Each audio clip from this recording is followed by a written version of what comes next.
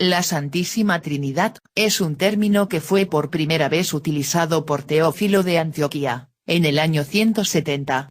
Siendo ratificado en los concilios cristiano-católicos de los años 325 y 381. Consiste en que Dios es uno y trino, es decir, es una unidad conformada por tres personas divinas, distintas entre sí, pero indisolublemente relacionadas. El Padre, el Hijo, y el Espíritu Santo. Un solo Dios, en tres personas diferentes, que no se dividen ni reparten la única divinidad, sino que cada una de ellas, es enteramente Dios. Es decir, el Padre es lo mismo que es el Hijo lo mismo que es el Padre y el Hijo lo mismo que el Espíritu Santo, o sea, un solo Dios por naturaleza.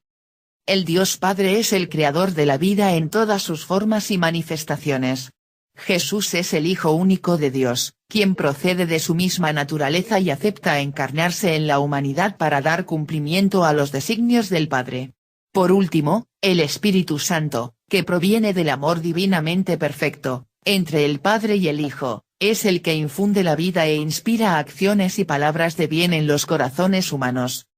En otras palabras, el Padre engendra al Hijo, el Hijo es engendrado por el Padre, el Espíritu Santo procede del amor entre el Padre y el Hijo.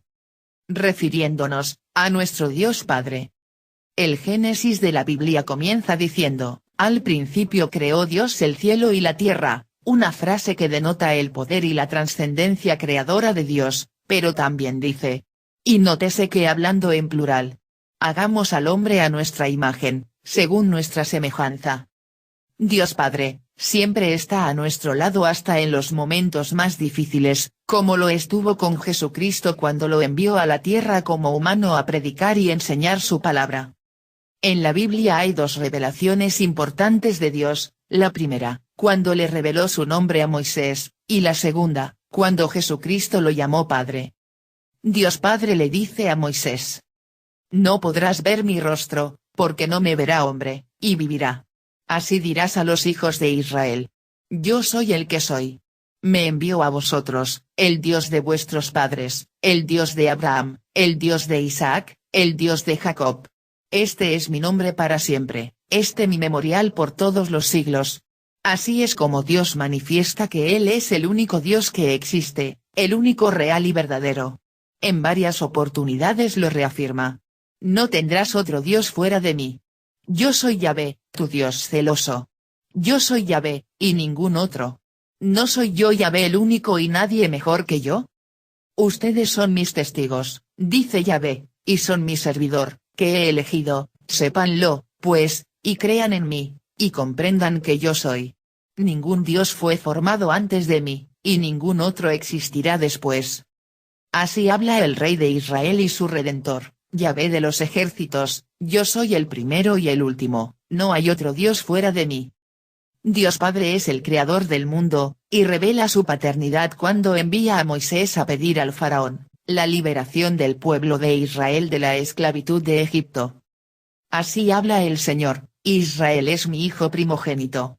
Yo te mando que dejes a mi hijo ir. Posteriormente, en el Nuevo Testamento, Jesucristo nos enseñó a orar diciendo: Padre nuestro que estás en cielo. Con ello nos revela la existencia de Dios Padre, a quien amaba, respetaba, admiraba y creía. Cristo se manifestó como Hijo, y se ofreció como el único camino para llegar a Dios Padre, al que se dirigía de manera afectuosa con la palabra aramea Abba, que quiere decir, Papá. Así nos enseñó que el Creador del cielo y de la tierra se nos brinda también como Padre. Dios Padre nos protege, nos atiende, busca nuestros beneficios, nos enseña, nos corrige, nos ama y nos perdona. Tal como puede leerse en el libro de los Salmos. Como un padre siente ternura por sus hijos, siente el Señor ternura por sus fieles. A lo largo de los Evangelios, estas interpretaciones adquieren más forma, gracias a las palabras de Jesús. Por ejemplo, Felipe le dijo: Señor, muéstranos al Padre, y eso nos basta. Jesús le respondió: hace tanto tiempo que estoy con ustedes, y todavía no me conoces, Felipe. El que me ve a mí, ve al Padre. Dios nos creó a su propia imagen, mientras que nos dejó vislumbrarlo en Jesucristo. A Dios nadie le vio jamás. El unigénito Hijo, que está en el seno del Padre, Él le ha dado a conocer. En el Sermón del Monte, Jesús nos dice, bienaventurados los limpios de corazón, porque ellos verán a Dios. A causa de nuestras limitaciones humanas y espirituales, no podamos ver completamente el rostro de Dios, pero Dios es todopoderoso, y Él sí nos mira con incansable e inagotable amor. Otro ejemplo que podemos registrar está en el Evangelio de Mateo.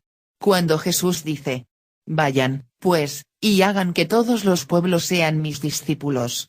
Bautícenlos en el nombre del Padre y del Hijo y del Espíritu Santo. Esta es la base, el misterio central de la fe y de la vida cristiana. Pues para honor y gloria del misterio de la Santísima Trinidad, es que los cristianos son bautizados en el nombre del Padre y del Hijo y del Espíritu Santo. San Juan el Evangelista, sienta las bases de la Trinidad cuando afirma: en el principio, el Verbo era con Dios, y el Verbo era Dios, todas las cosas fueron hechas, y sin él nada de lo que ha sido hecho fue hecho.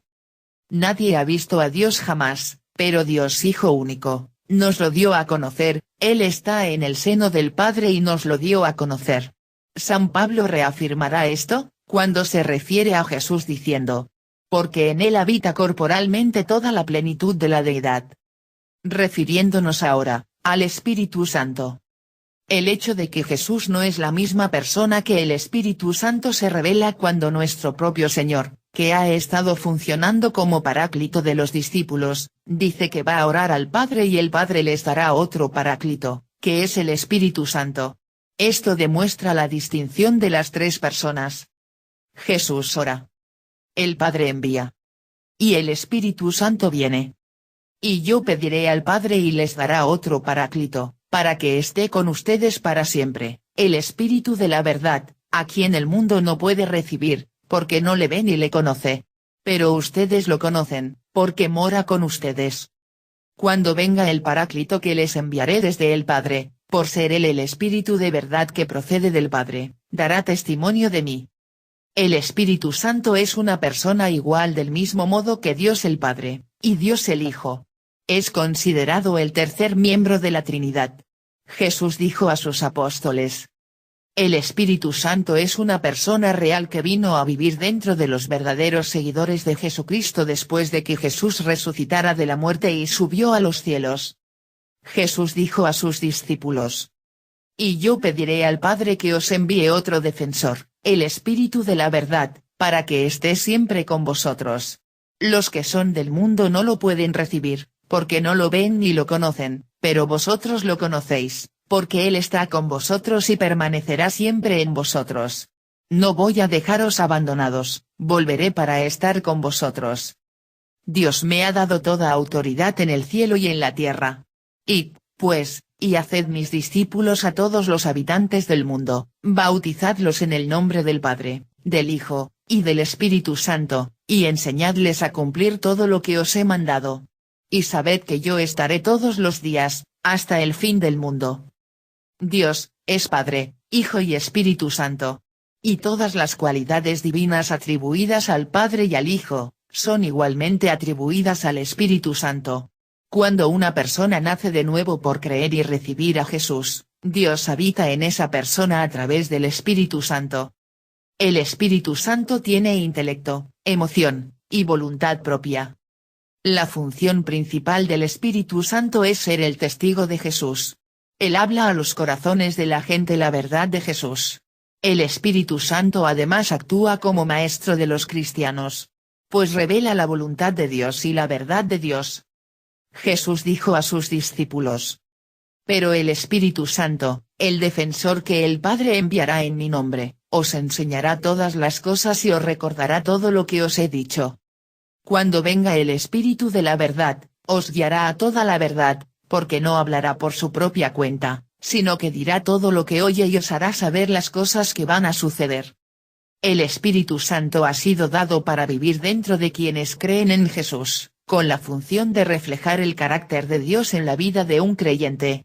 de forma que no podamos hacerlo a nuestra manera. El Espíritu Santo impartirá en nuestras vidas amor, alegría, paz, paciencia, amabilidad, bondad, fidelidad, humildad y dominio propio. Por encima de intentar ser amado, paciente, amable, Dios nos pide que dependamos en Él para que reflejemos estas cualidades en nuestras vidas. De esta manera, los cristianos lo llaman vivir en el Espíritu y ser llenados con el Espíritu Santo. Y el Espíritu Santo otorga las fuerzas a los cristianos para cumplir las tareas o misiones ministeriales que dan lugar al crecimiento espiritual en los cristianos. El Espíritu Santo además hace una función para los que no creen en Cristo. Él los convence hablando directamente a los corazones de la gente de la verdad de Dios respecto a que son pecadores y que necesitan el perdón de Dios, la honradez de Jesús. Él murió en nuestro lugar, por nuestros pecados, y que Dios juzgará al mundo y a aquellos que no le conocen. El Espíritu Santo habla directamente a los corazones y mentes, pidiéndonos que nos arrepintamos y nos volvamos a Dios para que nos perdone y nos dé nueva vida. En el principio era la palabra, y la palabra estaba ante Dios, y la palabra era Dios. Y la palabra se hizo carne, puso su tienda entre nosotros, y hemos visto su gloria, la gloria que recibe del Padre el Hijo único. En él todo era don amoroso y verdad. Finalmente, recordamos que en el libro de Hechos, el Espíritu Santo es retratado como una persona divina que habla y a la cual no se le puede mentir.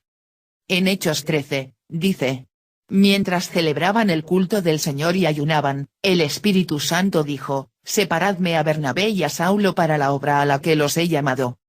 Pedro le dijo: Ananías, ¿por qué has dejado que Satanás se apoderara de tu corazón? Te has guardado una parte del dinero, ¿por qué intentas engañar al Espíritu Santo? Podías guardar tu propiedad y, si la vendías, podías también quedarte con todo. ¿Por qué has hecho eso? No has mentido a los hombres, sino a Dios. Mateo 11. En aquella ocasión Jesús exclamó: yo te alabo, Padre, Señor del cielo y de la tierra, porque has mantenido ocultas estas cosas a los sabios y entendidos y las has revelado a la gente sencilla. Sí, Padre, pues así fue de tu agrado. Mi Padre ha puesto todas las cosas en mis manos. Nadie conoce al Hijo sino el Padre, y nadie conoce al Padre sino el Hijo y aquellos a quienes el Hijo se lo quiera dar a conocer. Jesucristo el Mesías, Dios, Hijo del Padre. La ley de Dios que Adán no logró cumplir y que ninguno de sus descendientes tampoco pudo lograrlo, Jesús la cumplió de principio a fin. El sacrificio de Jesús, por medio de su vida, su muerte y su resurrección, constituye la única acción divina, capaz de salvar a la humanidad perdida a causa de la rebeldía y el pecado en contra de Dios. Jesús vino a vivir una vida que ningún ser jamás pudo vivir, a sufrir una muerte aberrante y humillante que jamás ningún ser había recibido, y a resucitar de entre los muertos, para derrotar definitivamente al pecado y a la consecuencia del pecado, la muerte y la oscuridad que mantenía a las almas en las tinieblas, lejos de la luz de Dios. Jesús, sabiendo el rechazo que iba a producir la predicación de la cruz, comenzó a manifestar a sus discípulos que él debía ir a Jerusalén y sufrir mucho, ser martirizado, y resucitar al tercer día. Pedro le tomó aparte y se puso a reprenderle: lejos de ti, Señor, de ningún modo te sucederá eso. Pero él dijo a Pedro: quítate de mi vista, Satanás. Porque tus pensamientos no son de Dios, sino de los hombres. Pedro ignoraba el poder de Cristo y no tenía fe en la resurrección, por eso quiso apartarlo del camino que lleva a la muerte en cruz, pero Cristo le enseña que el que se opone a la cruz se pone del lado de Satanás. Satanás el orgulloso y soberbio odia la cruz porque Jesucristo, humilde y obediente, lo venció en ella humillándose a sí mismo, obedeciendo hasta la muerte y muerte de cruz, y así transformó la cruz en victoria. Por lo cual Dios le ensalzó y le dio un nombre que está sobre todo nombre. Porque la palabra de la cruz es locura a los que se pierden, pero a los que se salvan, esto es, a los humanos que creen, es poder de Dios. La cruz es sin duda alguna el símbolo del cristianismo por excelencia, porque en ella murió el Hijo de Dios, nuestro Señor Jesucristo, resucitando al tercer día. Aquel símbolo de la maldición romana en que se asesinaban a los delincuentes más peligrosos para el Imperio Romano, se convertiría en un símbolo de la vida y la resurrección, por medio de la obra del Hijo de Dios, que por medio de su muerte en cruz, nos obtuvo el perdón de Dios para nuestros pecados. San Pedro, testigo de la grandeza de la cruz, se consideró tan indigno de morir tal como lo había hecho el Hijo de Dios, que pidió ser crucificado de cabeza. En forma inversa a nuestro Señor, porque no se consideraba digno de morir como Jesucristo, y le crucificaron boca abajo. La cruz significa la salvación de las almas para la eternidad. Porque solo por medio de ella, Cristo obtiene la corona de la justicia, la corona del reino de los cielos, la victoria sobre la muerte, el perdón de los pecados y el cumplimiento de la ley de Dios. La resurrección y la vida misma para las almas en el reino de los cielos, son consecuencia de la cruz del Calvario. Tal es su importancia, que luego de la muerte de Cristo en la cruz, se rasgó el velo del templo de Jerusalén que nos separaba de la presencia de Dios, del lugar santísimo. Los sepulcros se abrieron. Y el centurión aterrado exclamó, verdaderamente este era el Hijo de Dios. Su sangre y agua fueron derramadas al pie de la cruz, un manantial de vida expiatoria para nosotros, los pecadores que recibimos a Jesucristo como nuestro Salvador, porque nacemos de nuevo, cuando somos llenados del Espíritu Santo. Tal como ocurrió en Pentecostés, cuando el Espíritu desciende sobre los apóstoles que estaban reunidos con la Virgen María y las discípulas de Cristo. Asimismo, a imitación de todos estos santos hombres y mujeres, nosotros debemos tomar nuestra cruz, simbolizada por nuestros problemas, sean grandes o pequeños, con nuestras enfermedades, problemas personales, familiares, parentales y caminar por la vida, confiados en el amor y la misericordia divina. Haciendo el bien a nuestros semejantes, y sin mirar a quién. Porque Cristo Redentor junto a la Iglesia triunfante en los cielos, nos observan en nuestro caminar. Porque el Señor nos conoce, hasta el punto de saber cuántas células tenemos en nuestro cuerpo. Conoce nuestras limitaciones, pero confía en que por medio de cargar nuestras imperfecciones, las convertiremos en oportunidades de crecimiento espiritual para mejorar continuamente en la vida, porque mientras mejor sirvamos a nuestro prójimo, mejor serviremos a Dios, que no nos medirá por todos nuestros errores y caídas, sino por cuánto empeño y amor entregamos en cada una de nuestras obras sirviendo a nuestros semejantes. Dice el Señor. Sobrellevad los unos las cargas de los otros, y cumplid así la ley de Cristo. Mirad con cuán grandes letras os escribo de mi propia mano. Todos los que quieren agradar en la carne, estos os obligan a que os circuncidéis, solamente para no padecer persecución a causa de la cruz de Cristo. Porque ni aun los mismos que se circuncidan guardan la ley, pero quieren que vosotros os circuncidéis, para gloriarse en vuestra carne. Pero lejos esté de mí gloriarme, sino en la cruz de nuestro Señor Jesucristo, por quien el mundo me es crucificado a mí, y yo al mundo. Porque en Cristo Jesús ni la circuncisión vale nada, ni la incircuncisión, sino una nueva creación. Y a todos los que anden conforme a esta regla, paz y misericordia sea a ellos, y al Israel de Dios. Jesucristo firma con su sangre el nuevo pacto que nos salva, clavando en la cruz el acta que nos condenaba. El cristiano firma con la fe en su obra. Solo por medio de la crucifixión, Jesucristo paga el pecado del mundo, reconciliándonos con Dios por la fe en el llamado ministerio de la reconciliación. Jesucristo cumple la profecía sobre su obra como Mesías sufriente de Isaías. Jesucristo muestra el amor de Dios por el hombre pecador.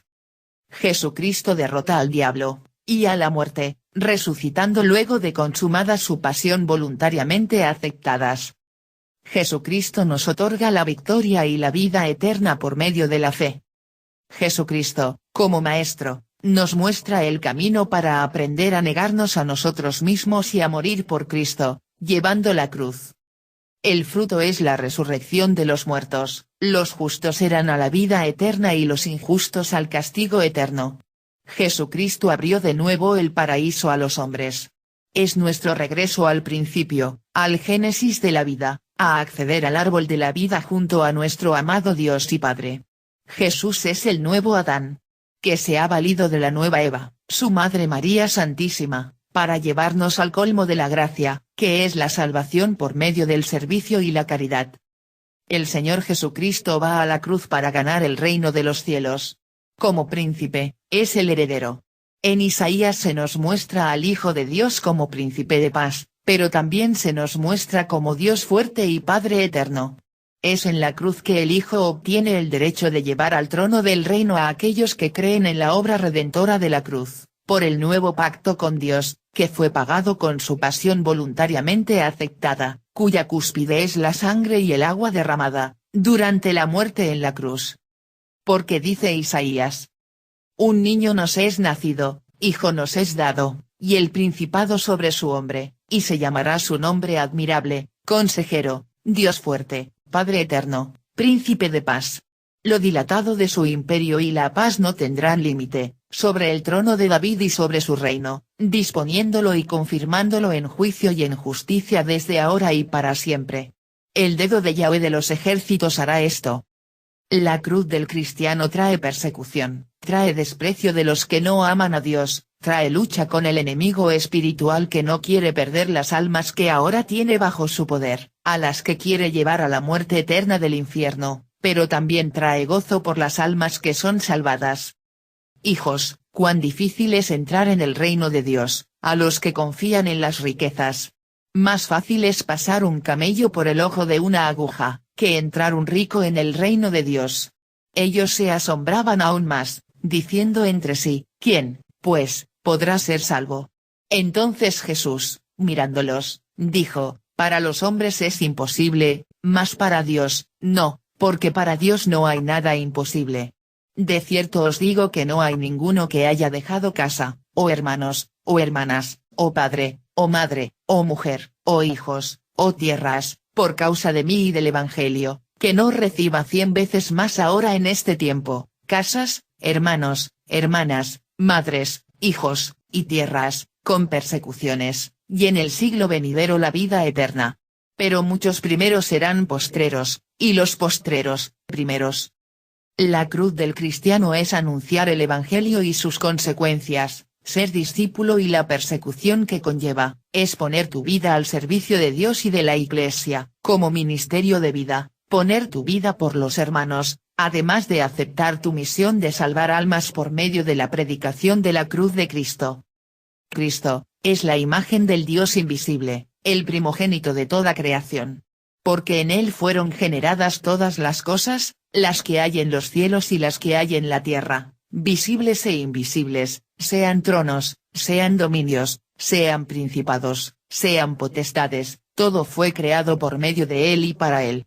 Y él es antes de todas las cosas, y todas las cosas en él subsisten, y él es la cabeza del cuerpo que es la Iglesia, el que es el principio, el primogénito de entre los muertos, para que en todo tenga la preeminencia, por cuanto agradó al Padre que en él habitase toda plenitud, y por medio de él reconciliar consigo todas las cosas, así las que están en la tierra como las que están en los cielos, haciendo la paz mediante la sangre de su cruz.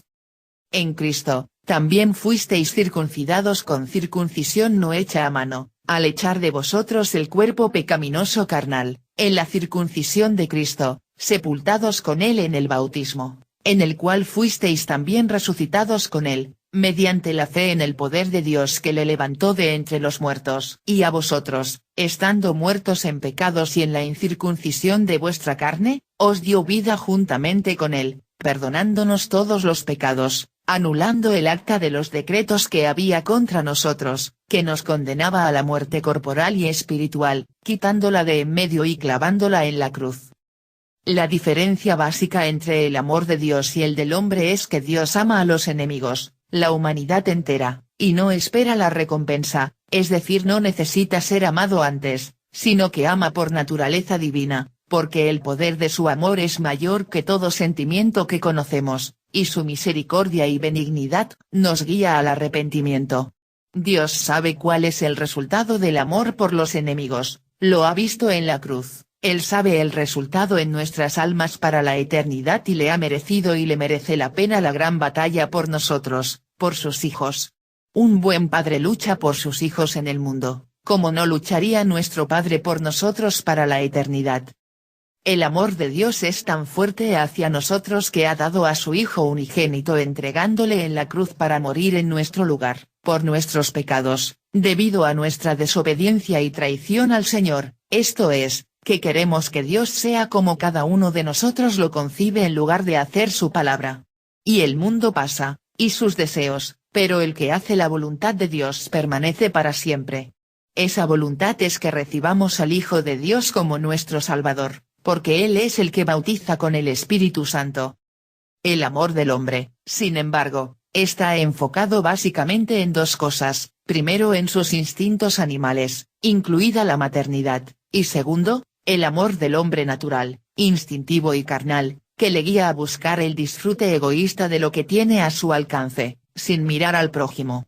El hombre por lo tanto ama el dinero, el poder, el placer carnal, el éxito ante los demás, busca ser reconocido, ser el líder, ganar en la competición a base de humillar y batir a su prójimo.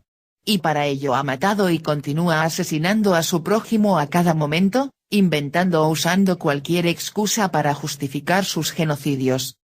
El amor del hombre es egoísta, e interesado, solo piensa en él mismo y en el placer propio. Pero el abusar de estos pecados, nos aleja del amor de Dios, que es generoso e infinito. Para sobreponernos a nuestros instintos, debemos recordar, constantemente, que de tal manera amó Dios al mundo, que ha dado a su Hijo unigénito, para que todo aquel que en él cree, no se pierda, mas tenga vida eterna. Porque no envió Dios a su Hijo al mundo para condenar al mundo, sino para que el mundo sea salvo por él. Dios nos ama de tal forma, que si andamos con Él en nuestra vida diaria, si le preguntamos a Él en oración, no dejará de enseñarnos en su palabra, de avisarnos, de guiarnos y de darnos diferentes señales para que no caigamos en la desesperanza y en el error. Por ello Jesucristo nos libra, además de la muerte física en la resurrección, de la verdadera muerte, la muerte espiritual en la relación con Dios, si creemos en Él. El que en Él cree, no es condenado, pero el que no cree, ya ha sido condenado, porque no ha creído en el nombre del unigénito Hijo de Dios. Y esta es la condenación, que la luz vino al mundo, y los hombres amaron más las tinieblas que la luz, porque sus obras eran malas. Hemos conocido el amor, cuando Cristo entregó su vida por nosotros, también nosotros debemos poner nuestras vidas por los hermanos. Jesucristo es nuestro hermano. Porque somos también obra de Dios. Y por tanto debemos mostrarnos dignos de ello. No amando de palabra ni de lengua, sino de hecho y en verdad. Nuestras vidas han de estar dispuestas para llevar la carga espiritual de nuestros hermanos, para sobrellevarlas, aliviarlas y compartirlas, y esto se hace ayudando material o económicamente al prójimo, pero también por medio de la oración, en petición a Dios.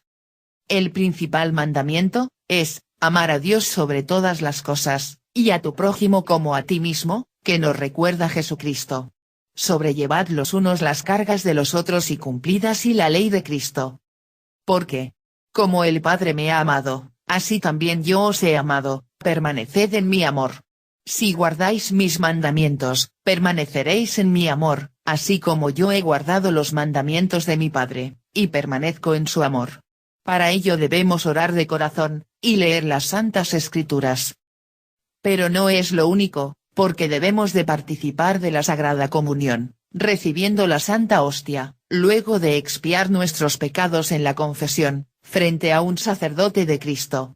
Él mismo, estando aún en la tierra, pidió a sus discípulos que en su memoria partieran el pan y tomaran el vino, la Santa Cena. Que es un acto de gratitud a Dios, por tener ese pan que es Cristo, y que al comerlo, comemos su esencia y nos reconocemos parte de su cuerpo, y ese vino que representa su sangre, el cual nos ha limpiado de nuestros pecados, nuestras traiciones y rebeldías ante la ley de Dios. Alabando a Dios, derramamos nuestro corazón delante de Dios, y le demostramos nuestra alegría y nuestro amor por compartir con Él nuestras vidas y ser librados por Él del mal, siendo nuestro Salvador y protector. Dice el Señor. Por cuanto en mí ha puesto su amor, yo también lo libraré, le pondré en alto, por cuanto ha conocido mi nombre. El odio despierta rencillas, pero el amor cubrirá todas las faltas. Nuestro Señor Dios, se manifestó a mí, hace ya mucho tiempo, diciendo: con amor eterno te he amado, por tanto, te prolongué mi misericordia. Y por haberse multiplicado la maldad, el amor de muchos se enfriará. Mas el que persevere hasta el fin, éste será salvo. Este es mi mandamiento, que os améis unos a otros, como yo os he amado. Nadie tiene mayor amor que este, que uno ponga su vida por sus amigos.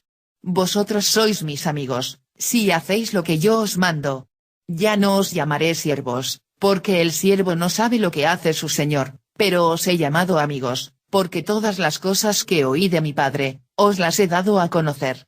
No me elegisteis vosotros a mí, sino que yo os elegí a vosotros, y os he puesto para que vayáis y llevéis fruto, y vuestro fruto permanezca, para que todo lo que pidiereis al Padre en mi nombre, Él os lo dé. Esto os mando, que os améis unos a otros. ¿Quién nos separará del amor de Cristo? Tribulación, angustia, persecución, hambre, desnudez, peligro, o incluso la muerte. Como está escrito, por causa de ti somos muertos todo el tiempo, somos contados como ovejas de matadero. Antes, en todas estas cosas somos más que vencedores por medio de aquel que nos amó. Por lo cual estoy seguro de que ni la muerte, ni la vida, ni ángeles, ni principados, ni potestades, ni lo presente, ni lo futuro, ni lo alto, ni lo profundo, ni ninguna otra cosa creada nos podrá separar del amor de Dios, que es en Cristo Jesús Señor nuestro. Pero Dios, que es rico en misericordia, por su gran amor con que nos amó, aun estando nosotros muertos en pecados, nos dio vida juntamente con Cristo, por gracia sois salvos, y juntamente con Él nos resucitó, y asimismo nos hizo sentar en los lugares celestiales con Cristo Jesús, para mostrar en los siglos venideros las abundantes riquezas de su gracia en su bondad para con nosotros en Cristo Jesús. Porque por gracia sois salvos por medio de la fe, y esto no de vosotros, pues es don de Dios, no por obras, para que nadie se glorifique a sí mismo.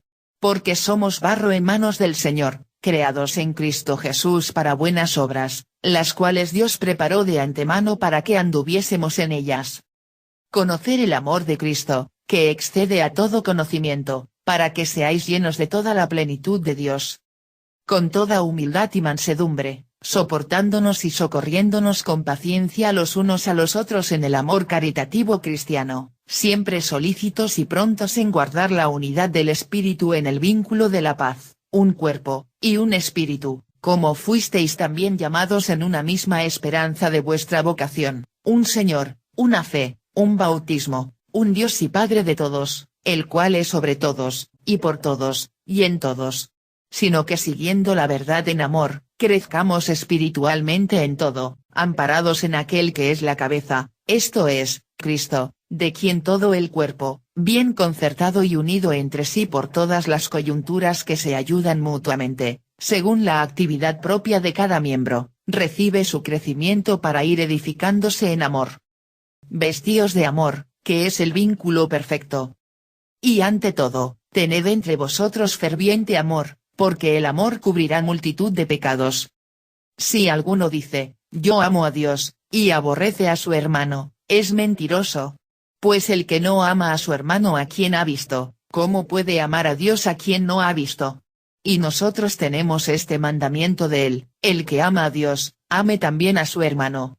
Amén. Esta historia de amor entre Dios y el hombre es el centro de atención de la vida celestial, además de la terrenal, y es tan profunda que cuando uno se enamora del Espíritu de Dios, ya no se puede vivir sin él, ya no se puede concebir la vida sin aquel príncipe que dio su vida por nuestra alma en el Espíritu eterno y nos ha ido a preparar moradas para llevarnos con él, tras las bodas del Cordero. Para participar de este banquete que es la salvación del alma, debemos ofrecerle al Señor, los frutos del corazón cristiano. El amor llamado caridad, la santificación, la justicia, y las buenas obras además del arrepentimiento. Los frutos del Espíritu, son el amor, gozo, paz, paciencia, benignidad, bondad, fe, mansedumbre, templanza. Jesús enseña que lo más importante de la ley es, la justicia, la misericordia y la fe. El corazón que busca la justicia es una fuente de ánimo y de valor para el hombre. Y por ello, el corazón cristiano debemos llenarlo de justicia, de caridad y de fe ciega en Dios. El Espíritu Santo viene sobre nosotros, una vez hemos nacido de nuevo y nos muda en otro hombre, cambia nuestro espíritu, nuestro corazón. No os hagáis tesoros en la tierra, donde la polilla y el orín corrompen, y donde ladrones minan y hurtan, sino haceos tesoros en el cielo, donde ni la polilla ni el orín corrompen, y donde ladrones no minan ni hurtan. Porque donde esté vuestro tesoro, allí estará también vuestro corazón. Tened cuidado con las palabras que salen de nuestras bocas, porque del corazón salen, y esto contamina las escasas buenas obras hechas por la humanidad.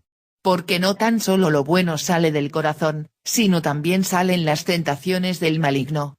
Los malos pensamientos, los homicidios, los adulterios, las fornicaciones, los hurtos, los falsos testimonios, las blasfemias, se generan en nuestros corazones por errores en nuestros juicios y percepciones, cuando estamos alejados de Dios.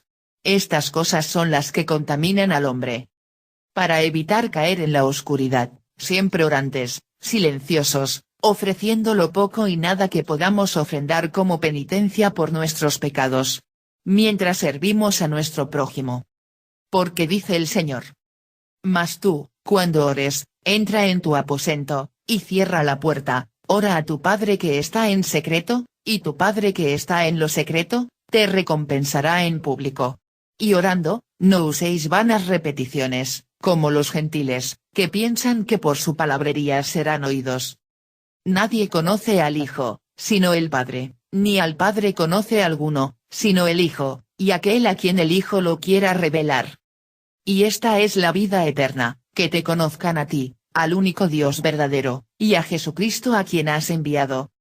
El que no naciere de nuevo, no puede ver el reino de Dios. El que no naciere del agua y del Espíritu, no puede entrar en el reino de Dios. El objetivo de Jesucristo es llevarnos a conocer al Padre. Para esto es necesario recibir al Espíritu Santo, que nos da fe para creer en Jesús, el camino, y esto mediante la palabra, y precisamente esto lo es Jesús, la palabra viva que se ha hecho carne. Y he aquí yo estoy con vosotros todos los días, hasta el fin del mundo. Amén. A través del Espíritu de la verdad, el Espíritu Santo, según la promesa del Padre, esto se hace realidad. Jesucristo nos habla de enviarnos al Espíritu de verdad, pero también nos dice que estará con nosotros todos los días hasta el fin del mundo.